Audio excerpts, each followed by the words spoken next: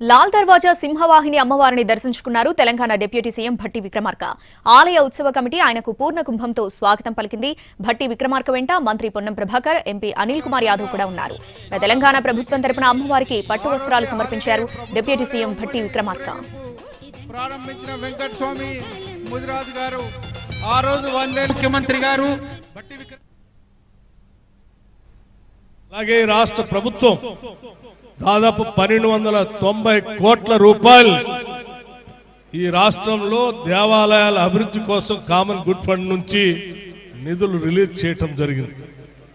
ముఖ్యంగా హైదరాబాద్ నగరంలో ఉన్నటువంటి బోనాలు ఉత్సవాలకు కూడా 20 కోట్ల రూపాయల్ని ఈ ఉత్సవాల సందర్భంగా ఏర్పాట్ల కోసం నిధుల్ని శాంక్షన్ చేయటం జరిగింది.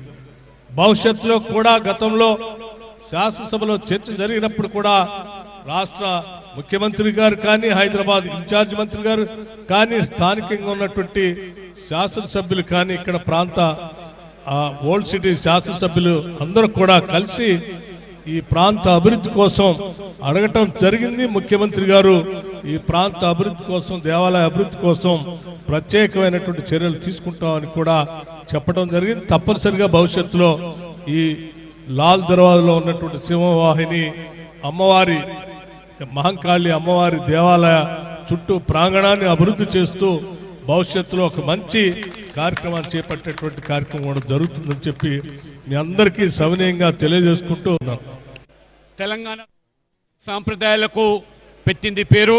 ముఖ్యంగా లాల్ దర్వాజా శ్రీ సింహవాణి మహంకాళి దేవాలయంకున్న చరిత్ర 100 సంవత్సరాల పైగా ఈ యొక్క అమ్మవారి దేవాలయాన్ని స్థాపించి ఆనాడు మూసి వరదల్లో హైదరాబాద్ అంతా కూడా పూర్తిగా కొట్టుకుపోతున్న సందర్భంలో ఆనాటి కిషన్ ప్రసాద్ ప్రధానమంత్రిగా అమ్మవారికి బోనాలు సమర్పించి ఆమెను శాంతింపజేసి హైదరాబాద్ ప్రజల పట్ల అనుగ్రహించాలని చెప్పి కోరిన వెంటనే అమ్మవారి దీవెనలతో మొత్తం హైదరాబాద్ ను కాపాడమే కాకుండా వరదల నుంచి రక్షించి ఆ రకంగా భక్తులు చెల్లించేటువంటి బోనాలు స్వీకరించి వారి యొక్క కోరికలు తీర్చే తల్లిగా దేశ విదేశాల్లో కూడా ఈ బోనాల పండుగకు ఉన్న ప్రత్యేకత.